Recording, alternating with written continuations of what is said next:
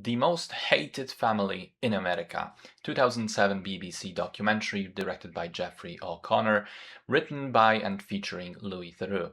It's a short hour-long documentary about the Phelps family, the creators and main disciples of the infamous Westboro Baptist Church, which seems to have very little to do with actual church activities, instead spending the time and energy and money of its members on protesting homosexuality and the moral downfall of America in such places like the funerals of soldiers killed in the Middle East.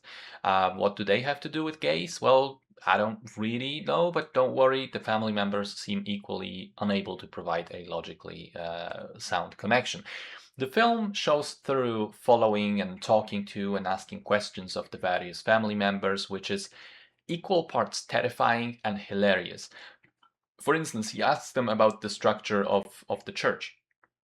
One patriarch, old pastor that dictates everything and has loads of children and grandchildren who follow his every word. They live together in a compound. They're not allowed to mix in with the outsiders. And then Theroux asks them, "Would you consider that you're living in a cult?"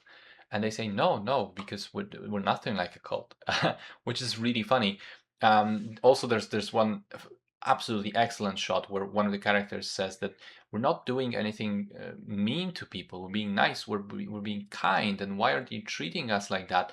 And in literally in the background of that shot, behind her, they're unloading from a car all the cardboard signs that you will burn in hell and America is evil and so on. The people portrayed in the movie seem tragicomically unaware of their own cognitive dissonance and how they say one thing, but then in the same breath do another.